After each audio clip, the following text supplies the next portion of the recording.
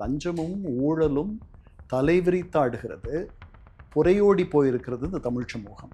இதை வந்து மாற்றி அமைக்கணும் அப்படின்னா முதல்ல நம்முடைய மனவெளியிலேயே ஒரு மிகப்பெரிய மாற்றத்தை கொண்டு வர வேண்டும். அதற்கு இந்த ஆட்சியாளர்கள், புதிதாக வந்திருப்பவர்கள், நம்முடைய முதல்வரே வந்து ஒரு நல்ல செழிப்பான ஒரு இடத்திலிருந்து வருபவர். அதனால் அவரை போன்றவர்கள் ஒரு முன்னுதாரணமாக, அவரை சுற்றி இருப்பவர்களும் ஒரு முன்னுதாரணமாக பொது வாழ்க்கையில் இருப்பதற்கான தருணம் இதுன்னு நான் நினைக்கிறேன். அப்படி அவர்கள் இருப்பார்களும் நான் நம்புகிறேன். மக்களுக்கு வந்து ஒரு அரசு அலுவலகம் போகிறது அப்படின்னா வந்துட்டு அது வந்து ஒரு பெரிய ஒரு கெட்ட கனவு மாதிரி தான் இன்றைக்கி இருக்குது. அங்கே போகிறது, அங்கே இருக்கக்கூடிய கூட்டம், அங்கே இருக்கக்கூடிய ஒழுங்குமுறையற்ற ஒரு தன்மை, அங்கே நீங்கள் எவ்வளவு காசு வச்சுருக்கீங்களோ அதற்கேற்ற உங்களுக்கு காட்டப்படும் மரியாதை, இந்த போக்கெல்லாம் மாற வேண்டும். மாற்றுவதற்குரிய இடத்திற்கு இந்த ஆட்சியாளர்கள் வந்திருக்கிறார்கள்னு நான் நினைக்கிறேன். It can't be business like before. நீங்கள் உங்கள் கடமையை, நீங்கள் எதுக்கு இந்த தொழிலுக்கு வந்திருக்கீங்களோ, எதுக்கு இந்த பொது வாழ்க்கைக்கு வந்திருக்கீங்களோ அதை மட்டும் நீங்கள் செஞ்சீங்கன்னா உங்களை யாரும் அசைக்க முடியாது. அதனால் அதை நீங்கள் செய்வீங்கன்ற நம்பிக்கை தமிழக மக்களுக்கு இருக்கிறதுனால தான் உங்களை அந்த இடத்துக்கு கொண்டு வந்திருக்காங்க. அதை நீங்கள் மெதுவாக கூட செய்யுங்க, ஆனால் செய்யணும் அப்படின்ற முனைப்போட ஒவ்வொரு நாளும் அதற்கு செயல்படுங்க. ஒன்று மட்டும் தெரியுது, அதாவது தமிழ்நாடு அரசினுடைய மின்சார துறை அதனுடைய நிலை பரிதாபகரமாகவும், ஷாக்கிங், எலக்ட்ரிக் பாக்ஸை தொட்டோம்னா ஒரு ஷாக் அடிக்கிற மாதிரி, அது மாதிரி ஷாக்கிங்காக இருக்குது. அதுதான் வந்து வெகு வேகமாக நாம் வந்து நம்முடைய உற்பத்தி திறனையும் அதை வந்து அதிகப்படுத்திக்கிறதுக்கும், செலவினங்களை குறைக்கிறதுக்கும், அப்புறம் மாசு கட்டுப்பாடு, சுற்றுச்சூழல் பாதுகாப்பு, இது எல்லாத்துக்குமே அதுதான் உதவியாக இருக்கும்ன்றது. அதுதான் நம்முடைய வருங்காலம், நம்முடைய எதிர்காலம். இனி அதுதான். இன்னும் நிறைய திரைத்தனம் நம்முடைய முதல்வர்கிட்ட கூடிக்கொண்டிருக்கு. அவர் வந்து ஒரு பட்டு புழு எப்படி அதனுடைய கூட்டிலிருந்து பட்டுப்பூச்சியாக வெளியே வர்றதுக்கான அந்த முயற்சியில் அந்த நிலையில் இருக்கார் அவர். அதனால் அது அவருடைய பேச்சில் தெரியுது. அதில் வந்து அவருடைய பேச்சில் நிறைய, அதாவது சட்டமன்றத்தினுள் பேச வேண்டிய பேச்சு, வெளியில் பேச வேண்டிய பேச்சு, இதையெல்லாம் அவர் போக போக அவருக்கு ஒரு பக்குவமும் முதிர்ச்சியும் வந்துவிடும்.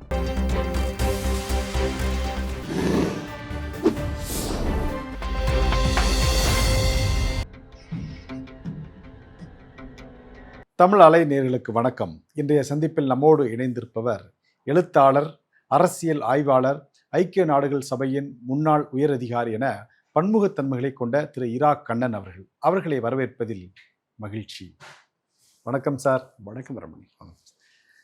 சார், ஆளுநர் உரைக்கு நன்றி தெரிவிக்கும் தீர்மானத்தின் மீது முதலமைச்சர் திரு விஜய் அவர்கள் சட்டப்பேரவையில் ஆற்றிய உரை நிறைய விஷயங்கள், தகவல்களை வந்து குறிப்பிட்டு சொன்னார். அதில் ரொம்ப முக்கியமாக பார்க்கப்படுறது, மக்களுடைய வரிப்பணத்தை யாரையும் எடுக்க விட மாட்டேன், நாங்களும் எடுக்க மாட்டோம், எடுத்தவங்களும் விட மாட்டேன் அப்படிங்கிற மாதிரி அந்த தோணியில் ஒரு பேச்சு பேசினார். இதற்கு முன்பு நடந்த ஆட்சிகளில் யாராவது இந்த மாதிரி பண்ணியிருந்தாங்கன்னா அவங்களுக்கு ஒரு எச்சரிக்கை விடுக்கும் விதமாக அவருடைய பேச்சு இருந்துச்சு. எப்படி பார்க்குறீங்க சார் இதை? இல்லை, இதை வரவேற்கிறேன். இந்த மாதிரி முன்னாடி ஆட்சி அமைத்தவர்களும் இப்படியெல்லாம் பேசியிருக்காங்க. உப்பு தின்னவங்க தண்ணி குடிக்கணுன்ற மாதிரி குற்றம் புரிந்தவர்கள் சட்டத்தின் முன்பு நிறுத்தப்பட வேண்டும், சட்டத்திற்கு அவர்கள் பதில் சொல்ல வேண்டும் அப்படின்றதெல்லாம் சொல்லியிருக்காங்க. போன ஆட்சியில் கூட அந்த மாதிரியான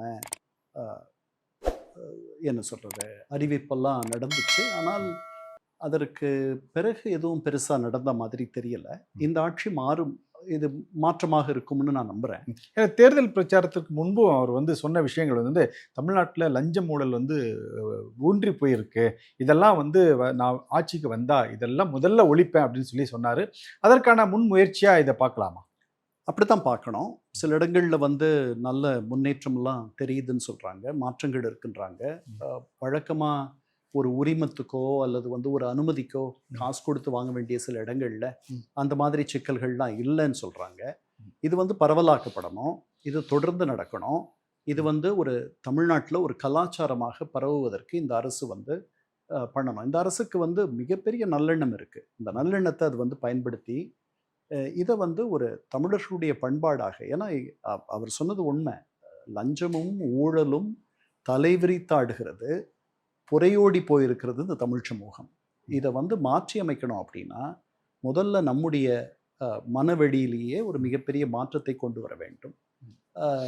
அதற்கு இந்த ஆட்சியாளர்கள், புதிதாக வந்திருப்பவர்கள், அவர்களுக்கு பெரிய தேவைகள் எதுவும் இல்லை. அவங்கெல்லாம் நம்முடைய முதல்வரே வந்து ஒரு நல்ல செழிப்பான ஒரு இடத்திலிருந்து வருபவர். அதனால் அவரை போன்றவர்கள் ஒரு முன்னுதாரணமாக, அவரை சுற்றி இருப்பவர்களும் ஒரு முன்னுதாரணமாக பொது வாழ்க்கையில் இருப்பதற்கான தருணம் இதுன்னு நான் நினைக்கிறேன். அப்படி அவர்கள் இருப்பார்களும் நான் நம்புகிறேன்.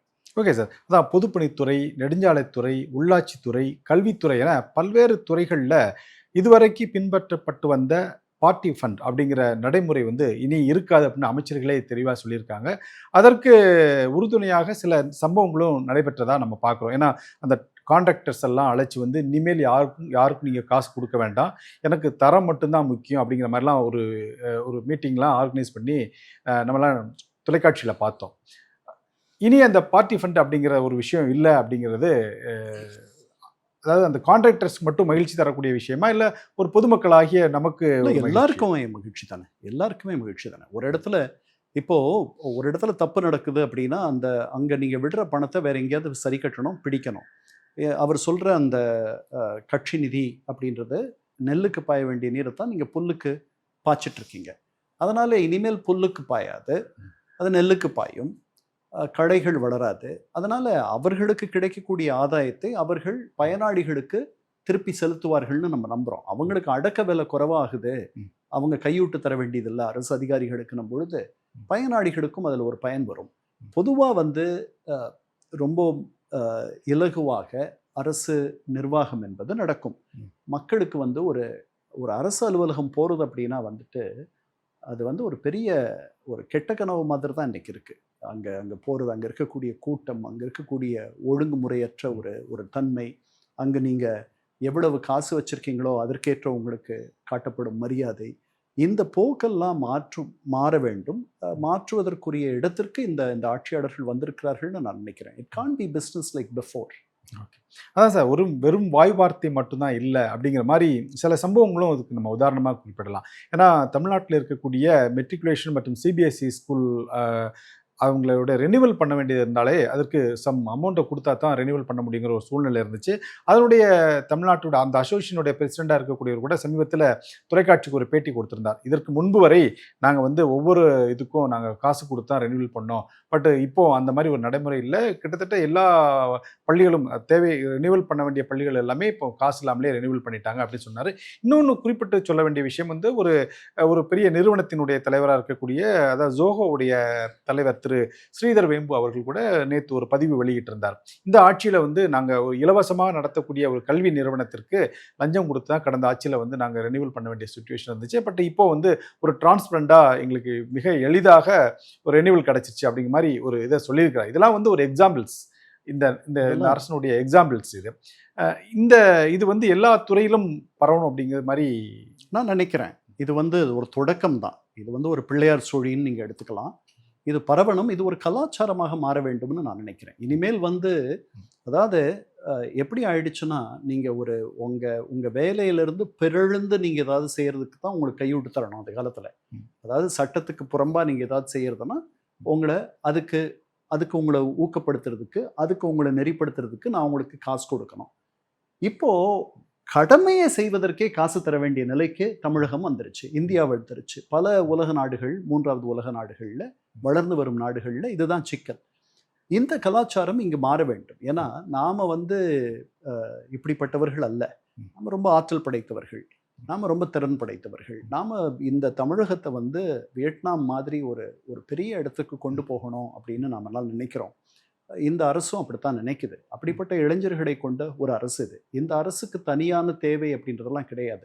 முதன்முறையாக இந்திய தமிழக அரசியல் வரலாற்றில் வாக்குக்கு பணம் தராமல் ஒரு ஆட்சிக்கு வந்திருக்கிற ஒரு சாதனையை, ஒரு புரட்சியை இந்த அரசு செய்திருக்கிறது. அதனால் இந்த ஒரு நெறிமுறையோடு ஒரு அறம் சார்ந்த ஒரு நிர்வாகத்தை எவ்வளவு முடியுமோ, ஒரே நாளில் இதை கொண்டு வர முடியாது.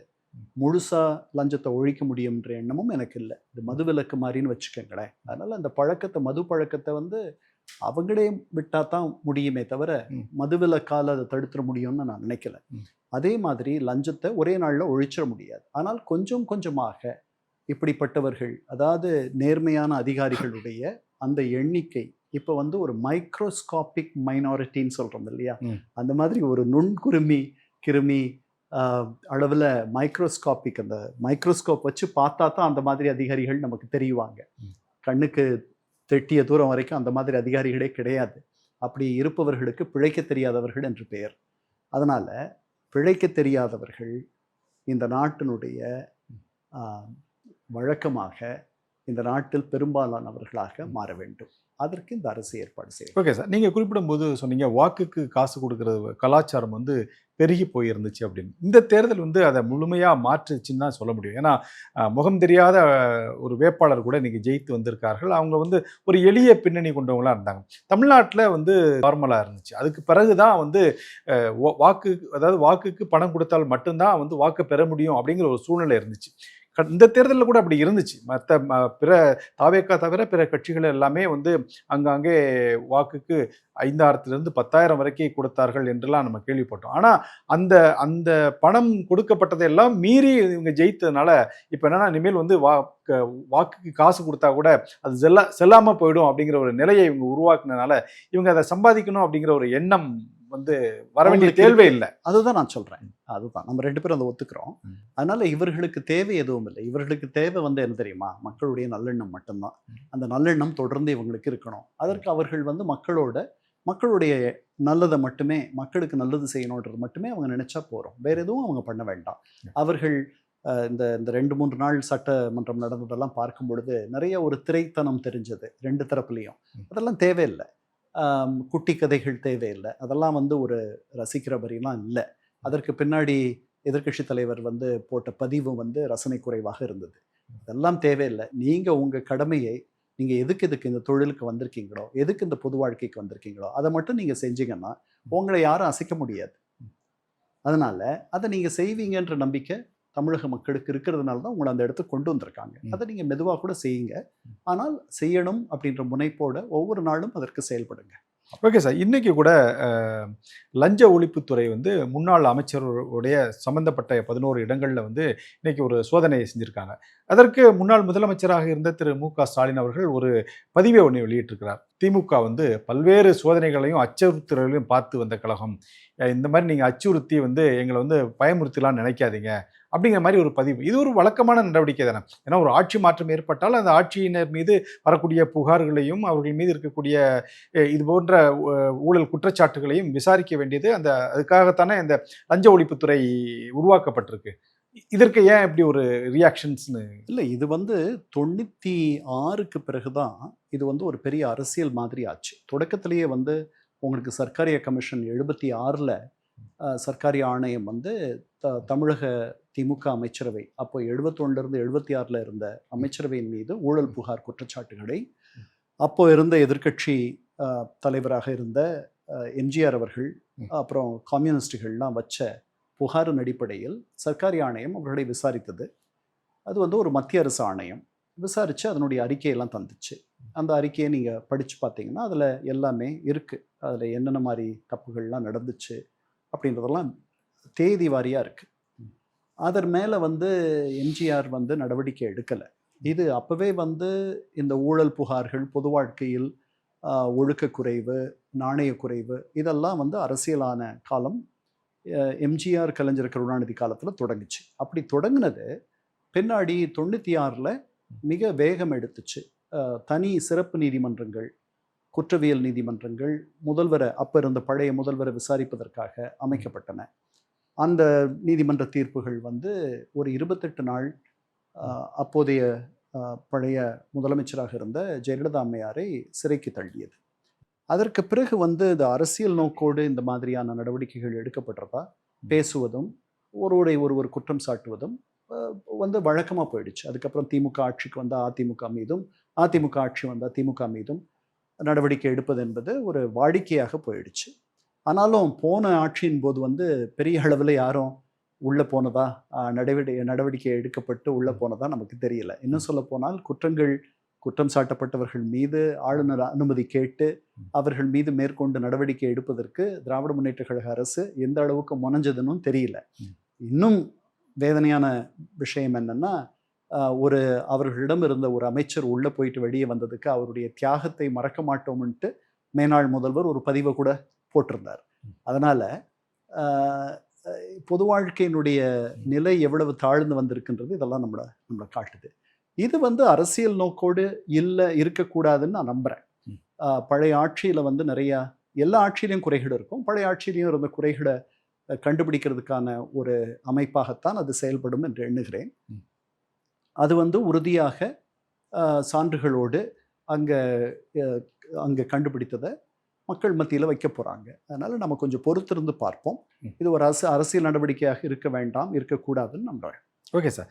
நிதித்துறை சார்பில் வெள்ளை அறிக்கை ஒன்று வெளியிடப்பட்டது. தமிழ்நாட்டில் எவ்வளோ கடன் இருக்குது, இதுவரைக்கும் என்னென்ன மாதிரியான செலவுகள்லாம் செய்யப்பட்டிருக்கு, என்னென்ன பணிகள் செய்யப்பட்டிருக்குங்கிற மாதிரி ஒரு வெள்ளை அறிக்கை வெளியிடப்பட்டுச்சு சார்.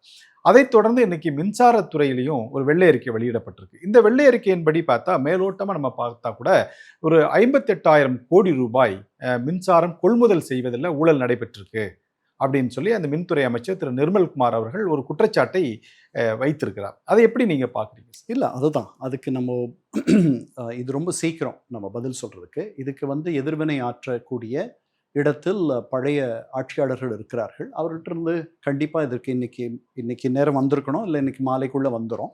அதையும் பார்த்த பிறகுதான் நம்ம சொல்ல முடியும். ஒன்று மட்டும் தெரியுது, அதாவது தமிழ்நாடு அரசனுடைய மின்சார துறை அதனுடைய நிலை பரிதாபகரமாகவும் ஷாக்கிங், எலக்ட்ரிக் பாக்ஸை தொட்டோம்னா ஒரு ஷாக் அடிக்கிற மாதிரி அது மாதிரி ஷாக்கிங்காக இருக்கு. பட் இதில் இன்னைக்கு வந்திருக்கிற எந்த செய்தியும் இந்த ஊழல் அப்படின்ற செய்தியை தவிர இது எல்லாம் நமக்கு முன்னாடியே தெரிஞ்சதுதான். 47,000 மெகாவாட் மின்திறன் நிறுவல்கள் நமக்கு இருக்கு தமிழ்நாட்டில். அதாவது சூரிய ஒளி மூலமா, காற்று, அப்புறம் நீர் வழி மூலமா, அனல் மின் நிலையம், இப்படியெல்லாம் எல்லாம் பண்றோம். நமக்கு தேவை ஒரு குறிப்பிட்ட நேரத்தில் நமக்கு தேவை 21,000 மெகாவாட். இந்த 21,000ல் தமிழ்நாடு மின்சார வாரியம் எவ்வளவு சொந்தமாக தயாரிக்குதுன்னு கேட்டால் 3,500 மெகாவாட். கிட்டத்தட்ட 18,000 மெகாவாட் விலை கொடுத்து வாங்குறோம். 6 மடங்கு விலை கொடுத்து வாங்குறோம். இப்படி கொள்முதல் பண்ணுறதுல இன்னைக்கு அதிகபட்சம் கொள்முதல் எவ்வளோக்கு பண்ணுறோம் அப்படின்னா, ஒரு யூனிட் 8.91 பைசா, 8 ரூபாய் 91 பைசாவுக்கு. இந்த புது அரசு என்ன சொல்லுது, நாங்கள் மாதம் ஒரு 215 கோடி மிச்சப்படுத்துகிற அளவுக்கு 6.60 சில்லற, 6 ரூபாய் 60 பைசா சில்லற அளவில் நாங்கள் கொள்முதல் பண்ணுவோம் புதிய யூனிட். அது எப்படி பண்ணுவாங்கன்னா, இப்போ சந்தையில் வாங்குகிறோம், இன்னைக்கு வேணும் அப்படின்னா இன்னைக்கு வாங்குகிறோம். அப்படி இல்லாத லாங் டேர்ம், நெடுந்தொலைவு, நீண்ட கால ஒப்பந்தங்களை போட்டு சலுகை விலையில் நம்ம கச்சா எண்ணெய் வாங்குற மாதிரி அந்த மாதிரி பண்ணுறது, அப்படி பண்ணணும்ட்டு சொல்கிறாங்க. அதுக்கப்புறம் பேட்டரி BESSன்னு ஒன்று இருக்குது. அது என்னென்னா பேட்டரி எனர்ஜி சேவிங் சிஸ்டம். அதில் என்னென்னா பேட்டரிகள் மூலமாக நீங்கள் சேமிப்பை அதிகப்படுத்துவது, மின்சக்தியை, மின் சேமிப்பை, அந்த மாதிரிலாம் சூரிய சக்தியிலிருந்து அந்த தொழில்நுட்பமெல்லாம் வந்துருச்சு, அதெல்லாம் வந்துருச்சு. இப்போ அது பண்ணலாம் அப்படின்னு சொல்கிறாங்க. அதுக்கப்புறம் புதிய மின்சார கார்கள், மின் வாகனங்கள், அது ரீசார்ஜ் நிலையங்கள், அதை அமைச்சு அதிலிருந்து பணம் எடுக்கலாம் அப்படின்லாம் சொல்கிறாங்க. இதெல்லாம் ஒரு பக்கம் இருந்தாலும் கூட 2,47,000 கோடி ரூபாய் மின்சார துறைக்கு அதை பலதாக பிரிச்சுட்டாங்க. என்னென்னமோ பண்ணி பார்த்துருக்காங்க, அது பெருசாக இருந்துச்சு, அதை பிரிச்சுட்டாங்க. இருந்தாலும் கடன் சுமை அதே தான். முன்னாடி ஒரு நிறுவனமாக இருந்தது, இன்னைக்கு டாங்கெட்கோ அது இது நிறுவனங்களாக பிரிக்கப்பட்டிருக்கு. அப்படி இருந்தாலும் கூட இவ்வளவு பெரிய கடன் இருக்கு. அதுக்கு காரணம் என்னன்னா, மானிய விலையில நாம வாங்குறதை விட குறைவான, அடக்க விலையை காட்டிலும் குறைவாக நாம மின்சாரத்தை தரோம். 100 யூனிட் முன்னாடி இலவசமாக தந்தோம், இப்போ 200 யூனிட் தரப்போகிறோம். மின்சாரத்தில் நிறைய கசிவெல்லாம் இருக்குது.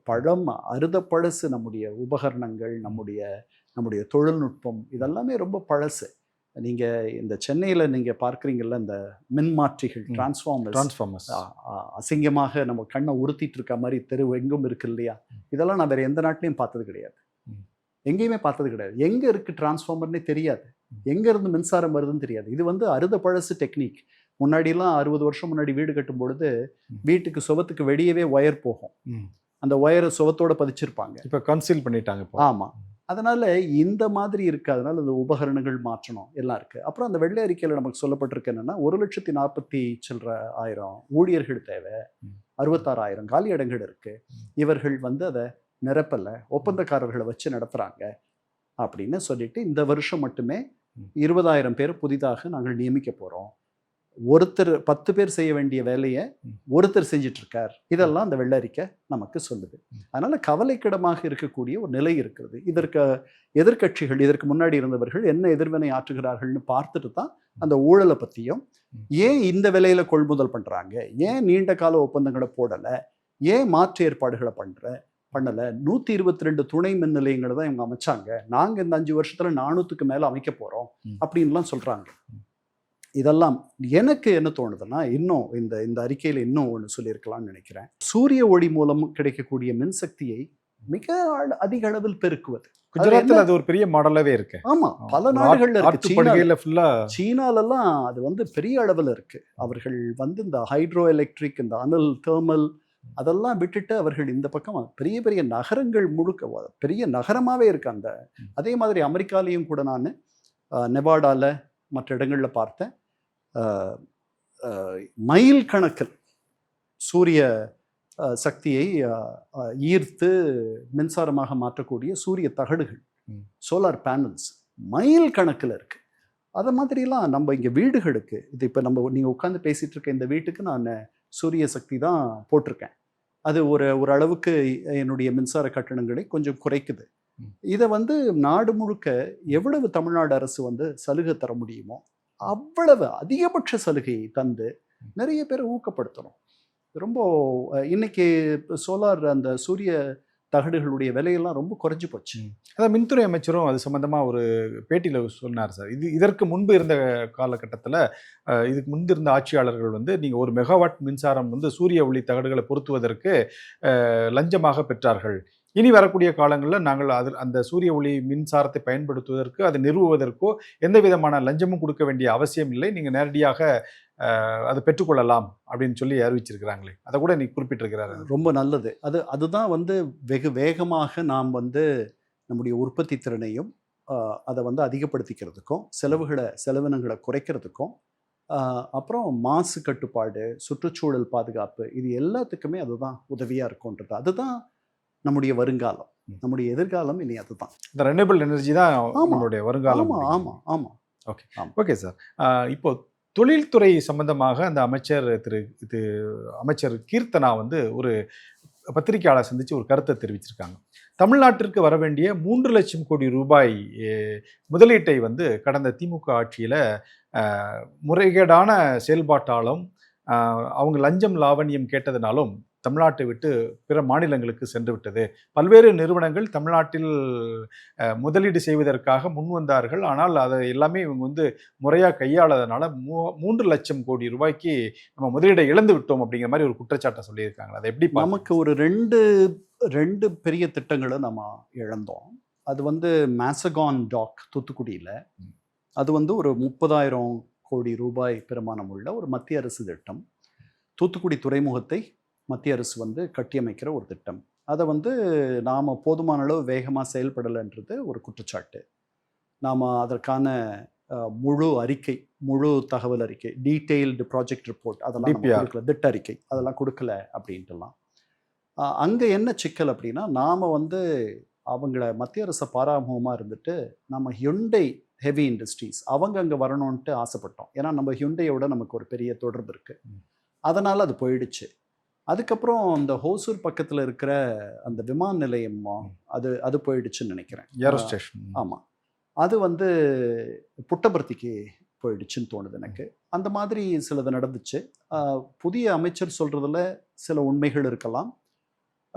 பழைய தொழில் அமைச்சர் சொன்னதையும் நம்ம கருத்தில் எடுத்துக்கணும். அவர் என்ன சொல்கிறாரு, நாம் நிறையா, அதாவது விளை நிலங்களெல்லாம் கொடுத்துட முடியாது, சும்மா மற்ற மாநிலங்களில் வந்து அவங்க 100, 200, 300 ஏக்கர் கொடுக்குறாங்க, பல சலுகைகளை தராங்கன்னா நாமும் தரோம், நம்ம நிறைய சலுகைகளை தரோம். அப்படித்தான் அந்த அரசு தந்திருக்குன்னு தான் நான் நினைக்கிறேன்.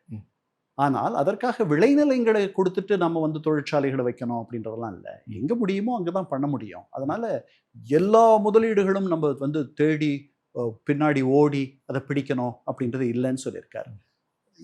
இது ரெண்டுத்துக்கும் இடையில எங்கேயாவது உண்மை இருக்கும்னு தான் நான் நினைக்கிறேன். அதான் சார், அப்போ முன்னாள் தொழில்துறை அமைச்சர் சொன்ன குற்றச்சாட்டுக்கு தாவேக்காவில இருந்து ஒரு பதில் கொடுத்துருந்தாங்க. நீங்கள் வந்து இந்த மாதிரி விளை நிலங்களை கொடுக்கக்கூடாது அப்படின்னா பரந்தூரில் கிட்டத்தட்ட 18 கிராமங்களை மையப்படுத்திய ஒரு விளைநிலங்களை நீங்கள் வந்து விமான நிலையம் அமைப்பது கொடுக்கத்தானே நீங்கள் இருந்தீங்க. அதுக்காக எதிர்த்து போராடின மக்கள் 3-4 இடங்களை பார்த்தாங்க. பார்த்துட்டு அந்த அந்த ஆய்வுக்கெல்லாம் பிறகு இதுதான், அதாவது நமக்கு இருக்கக்கூடிய தேர்வுகள்லாம் நீங்கள் பார்த்தீங்கன்னா, ஆப்ஷன்ஸ் தேர்வுகள் பார்த்தீங்கன்னா எல்லாமே மோசமான தேர்வுகள். யாரையாவது ஒருத்தரை வந்து நீங்கள் கீழே தாழ்த்தி தான் இன்னொருத்தரை மேலே தூக்கணுன்ற ஒரு நிலைமை மாதிரி தான் இருக்குது. ஒரு துலாக்கோல் மாதிரி இருக்குது. துலாக்கோலில் ஒரு தட்டு கீழே போகணும் அப்படின்னா ஒரு தட்டு மேலே போக வேண்டியிருக்கு. இந்த மாதிரி இருக்குது. பரந்தூர் மாதிரி வேறு அவங்க பார்த்த 3-4 இடங்களில் அதுதான் இருக்கிறதுலையே குறைவான மோசமான தேர்வுன்ட்டு பழைய ஆட்சியாளர்கள் நினைச்சாங்க. இப்போ நமக்கு இன்னொரு விமான நிலையம் வேண்டும்ன்றதுல யாருக்கும் 2 விதமான கருத்து இல்லை. அது ரொம்ப வேகமாக வேணும். அதாவது ஆங்கிலத்தில் சொல்லுவாங்க, எவ்வளவு வேகமாக அது வேணும், எஸ்டர்டே, நேற்று தேவைப்பட்டுச்சு, அந்த அளவுக்கு வேகமாக வேணும் அப்படின்னு சொல்லுவாங்க. அந்த இடத்துல தான் நம்ம பரந்தூர் விமான நிலையம் இருக்குது. இப்போ பரந்தூரை தொடர்ந்து செயல்படுத்துவதற்கு இந்த அரசுக்கு மனசில்லைன்ற மாதிரி தான் தெரியுது.